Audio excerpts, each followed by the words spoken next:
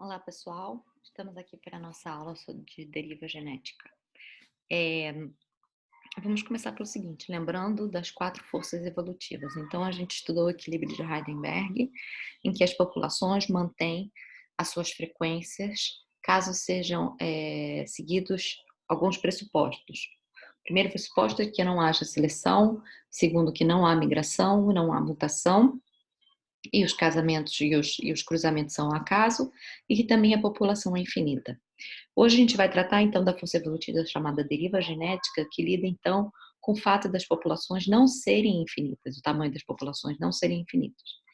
Eles são, na verdade, de um tamanho finito. Às vezes eles são muito grandes, que são considerados infinitos, praticamente em termos para a evolução. Mas às vezes nós lidamos com populações, por exemplo, populações de primatas, populações de camundongos, populações que são finitas e que são até pequenas. E o efeito do erro e do acaso influencia, então, da mudança da frequência alélica aleatoriamente, devido ao erro aleatório. Bom, eu vou aqui, então, compartilhar minha tela para vocês e começar aqui com os slides.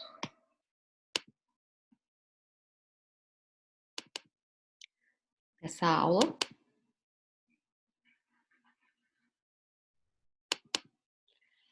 Essa aula é emprestada, então, de uma aula dada para a Bio 208, do professor Diogo Maia. Então, Diogo Meyer, e eu vou botar o módulo full screen aqui para vocês verem. Então, recapitulando um pouco, nós temos então as frequências alélicas, né? As frequências dos genes e as frequências genotípicas e o equilíbrio de Heisenberg.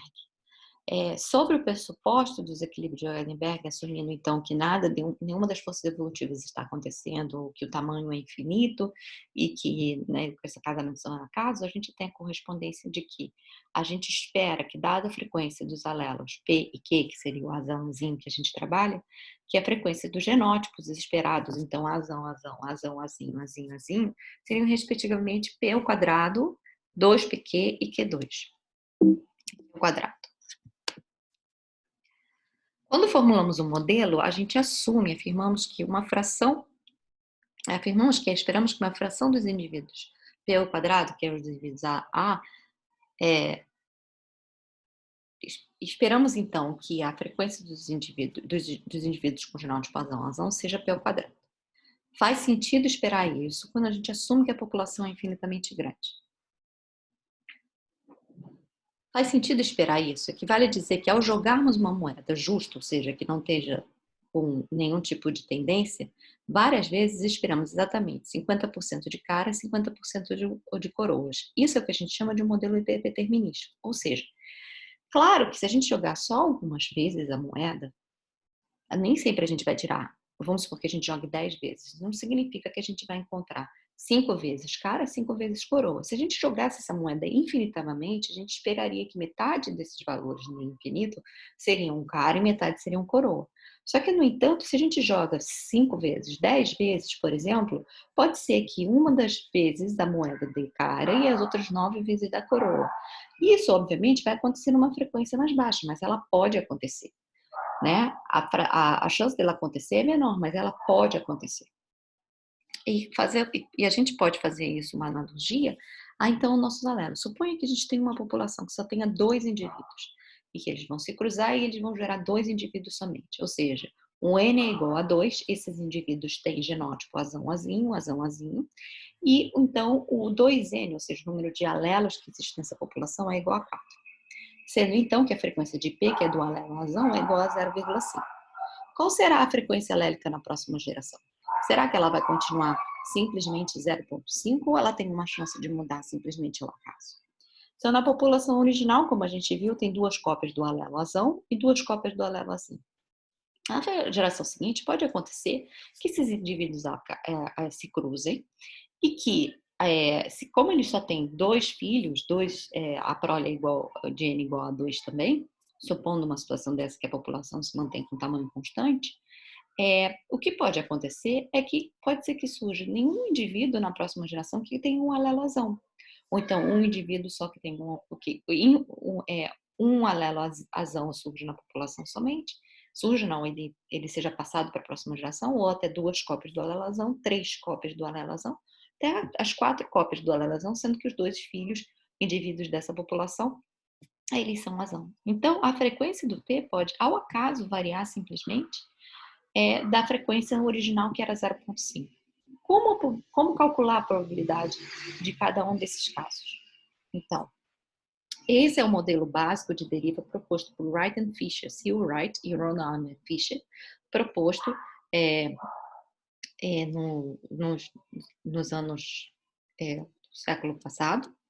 E o que o modelo propõe é o seguinte: numa população de N indivíduos, ou seja, que tem 2 N alelos, corresponde a indivíduos diploides, a próxima geração terá 2 N alelos, sorteado ao acaso entre os milhões de gametas produzidos na geração anterior. Então, você tem um pool de gametas todos desses indivíduos, mas vai ter um sorteio ao acaso de quais são os indivíduos que são gerados. E como esse tamanho é finito, pode ser que um dos alelos não esteja representado na próxima geração ou esteja representado com uma frequência diferente. Nesse modelo, todas as gametas têm chance idêntica de serem sorteados, porque não há seleção, a gente não está lidando com seleção aqui, não há migração ou mutação, e o cruzamento se dão ao acaso. A probabilidade de se sortear e cópias do alelo azão segue a distribuição binomial, tá certo? A distribuição binomial. Então, a gente tem qual é a probabilidade de sortear e cópias, ou quantas cópias do alelo azão. Então, vocês vão poder ver aqui nesse slide assim, aqui, que a gente começa. Vamos supor que a gente tenha várias populações, tá certo? Várias populações diferentes, 100 populações diferentes, ou 1000 populações diferentes, que comecem, então, com 2 indivíduos, dos quais os 2 indivíduos são heterozigotos a azão-azinho. Então, a frequência de azão é 0,5. E essa aqui é a geração 0. A gente tem, então, a probabilidade de ter cópias do azão igual a 0,5. Na geração 1, o que pode acontecer? Eu posso, novamente, então, gerar indivíduos que sejam azão-azinho, né? E que eu tenho, então, indivíduos que, na verdade, situações em que populações dessas, simplesmente o alelo azão tenha sumido. Todos os indivíduos agora são azinho-azinho, que é essa probabilidade aqui 0. Enquanto que eu tenho outras populações que podem ter gerado desses 2 indivíduos heterozigotos só indivíduos que têm alelo azão, ou seja, indivíduos azão-azão, com essa probabilidade. É uma probabilidade menor? Mas ela pode acontecer. Vamos supor agora que, então, eu tenho agora 1000 populações distribuídas, 1000 populações de 2 indivíduos cada, distribuídas, então, nessa frequência que foi originada dessa população anterior. Então, agora, eu vou cruzar esses indivíduos ao acaso, dentro de cada população, continua ainda com um N igual a 2, ou seja, 4 alelos em cada população, e gerando 2 indivíduos nessa população. O que vai acontecer aqui é que na próxima geração, veja a geração 2, essa então vai ser a chance de cada uma dessas populações terem um alelo azão. Veja bem, quando então um indivíduo, uma população atinge uma frequência 0 de cópias A, ele então não pode, porque não há migração e nem mutação, não pode então gerar indivíduos com alelo azão, porque eles não têm mais esse alelo na população. Enquanto que nas populações em que todos os indivíduos que surgiram tiveram alelo azão, ele não pode então gerar filhos com alelo azinho. Então, dessa maneira, significa que dentro dessas populações, o alelo azão, no caso dessa aqui, ele foi fixado. 100% dos indivíduos têm alelo azão. Enquanto nas populações em que eu tenho essa probabilidade aqui do 0 das cópias de azão, os indivíduos foram fixados. Então, essa frequência aqui, essas populações já não mudam mais. Desta maneira, o que a gente espera, então, é que, à medida do tempo que vai passando, como eu tenho uma chance de gerar populações que perderam o alelazinho ou que perderam o alelazão, esse número de populações que tem 100% do alelazinho ou 100% do alelazão vão aumentando de frequência naquele meu conjunto de populações. Então, o que a gente espera ao longo do tempo, veja bem, é que cada vez mais as populações vão perdendo um dos alelos, simplesmente ao acaso. E o que então isso significa ao longo do tempo? Aumenta a probabilidade de haver fixação, ou seja, 0 ou 4 cópias do alelazão. Diminui a probabilidade de uma população ser polimórfica. O que significa polimórfica? Ela ter dois alelos, ela ter duas formas, dois alelos diferentes no óculos, polimórficas, porque ela diminui essa probabilidade, que à medida em que eu alcanço a fixação em uma população, simplesmente essa população não pode variar. E uma menor taxa de heterozigose, que é a taxa de heterozigotos que existe na população. Aqui, veja bem, eu tinha 100% dos indivíduos heterozigotos na minha população, e aqui eu já tenho um número significativo grande de números de populações que são simplesmente homozigotas. E mais dispersão das frequências entre a população. Então, veja bem, o que acontece é que, ao acaso, alguma das frequências do alelo azão aumenta em cada população, e algumas vezes a frequência diminui, mas a gente não tem controle sobre qual a população que vai, então, fixar um desses alelos. A gente sabe que algumas vão fixar o alelazão, outras vão fixar o alelazinho. Então, dessa maneira, se eu comecei o meu experimento com 1000 populações de 2 indivíduos cada, o que aconteceu? Vai diminuir a taxa de heterozigotos, algumas populações vão se fixar em azão, outras vão se fixar em azinho, e essas populações vão ficar bastante diferentes entre si em termos do alelo. Porque vejam bem, elas começaram idênticas em termos de genótipos. Elas começaram idênticas em termos de genótipos, em termos de frequência total de P, do conjunto de todas essas populações. Cada população tinha, obviamente, 0,5. Aqui, dentro de cada população, a frequência do alelo P, do alelo azão, ela é diferente entre si, mas a soma dela continua ainda, soma delas todas continua sendo que P é igual a 0,5. Então, o que a deriva genética faz ao longo de múltiplas gerações? O que ela faz é que as frequências dessas populações elas vão oscilando ao acaso. De uma geração para outra, essa frequência pode aumentar ou diminuir. E ela aumenta ou diminui aleatoriamente. Vejam que cada uma dessas populações aqui, cada gráfico aqui representa a frequência do alelo P, que aqui no caso começa em 0,4. Todas as populações diferentes começam com uma frequência de alelo P 0,4. O tamanho de cada uma dessas populações é de 10 indivíduos, ou seja, 20 alelos. E cada população representa uma linha dessa. E cada linha dessa você vê como oscila a frequência simplesmente ao caso para cima e para baixo. O problema é que, à medida em que qualquer uma dessas frequências que oscilou atinge a fixação ou atinge a perda, ela não volta mais. Então, isso significa que o alelo se fixou na população, se tornou 100% dos indivíduos contém ele.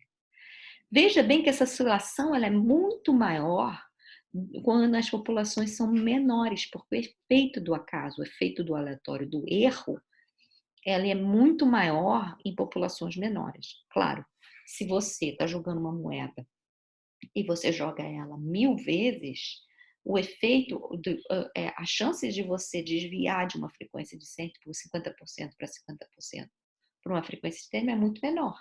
Agora, se você está jogando ela 10 vezes ou 2 vezes só, a chance é grande de você desviar dessa chance de 50%.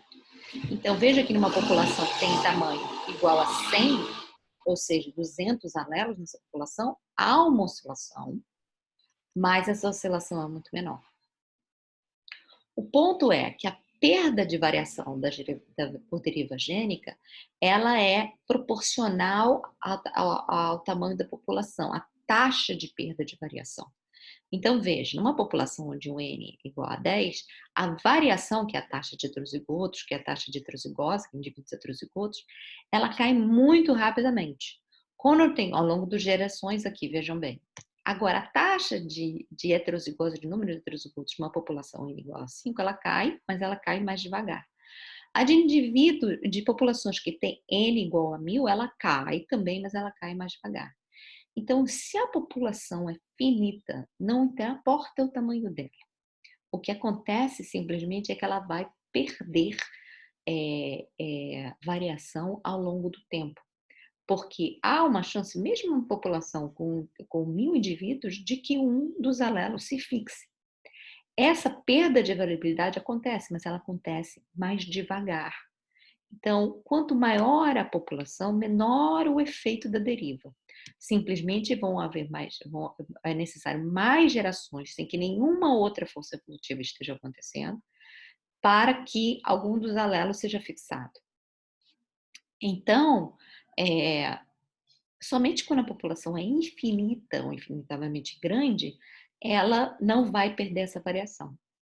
Então, a deriva gênica, ela é uma força evolutiva que é bastante importante, principalmente em populações pequenas de mamíferos, de indivíduos que têm gerações, que têm poucos indivíduos numa mesma população. Obviamente, a nossa população humana hoje tem 7 bilhões de habitantes, mas há muito poucos anos atrás era uma população que, na verdade, a espécie humana era feita de populações muito pequenas que cruzavam entre si.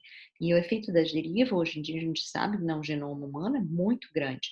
E é grande ainda em qualquer indivíduo, como camundongo, como outras populações. Dos espécies que o efeito da deriva é menor, por exemplo, são as populações de bactéria, que elas são muito grandes, tá certo? Mas, de qualquer maneira, se não existe nenhuma outra força evolutiva acontecendo, vai se ver o efeito da deriva. Pode ser que ele seja mais lento, mas vai se observar ele. O problema é que, obviamente, a evolução ela está acontecendo várias forças evolutivas ao mesmo tempo. Então, se você tem uma população muito grande, por mais que você tenha um efeito da deriva, que perde a variação, você tem outras forças evolutivas que podem, então, estar aumentando essa variação, como o surgimento de novos alelos por migração ou por mutação, e até seleção favorável de indivíduos heterozigotos. Então, com isso, se balanceia as forças evolutivas, uma que diminui a variação, como a deriva genética, e outras que aumenta a variação, e você acaba podendo entrar num equilíbrio de Heisenberg e assumindo os pressupostos do equilíbrio de Heisenberg, não mudando as frequências alélicas. No entanto, em populações muito pequenas, o efeito da deriva é muito grande, e aí ela se torna uma força evolutiva muito importante. Então, os efeitos da deriva, considerando um conjunto grande de populações. Então, estou considerando várias populações, em média, diminui a variação, porque eu fixo um alelo numa população e fixo no outro.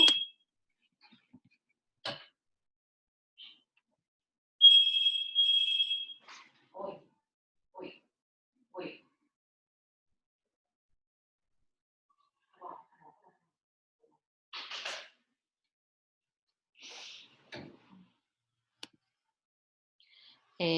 Desculpa a interrupção. Em média, diminui a variação. Só um minutinho, por favor. Então, voltando aqui.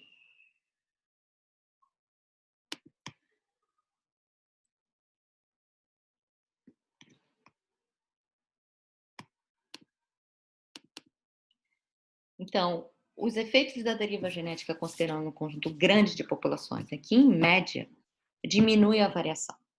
Ou seja, eu tenho várias populações, vamos supor que eu tenha 100 populações de 2 indivíduos, lembra? Algumas vão fixar o alelo P e outras vão fixar o alelo Q, tá certo? Por mais que a frequência total de todas as populações, em média, permaneça igual, que o P permaneça igual, cada população vai ter uma frequência de P diferente e vai diminuir a variação no sentido de heterozigotos, o número de heterozigotos.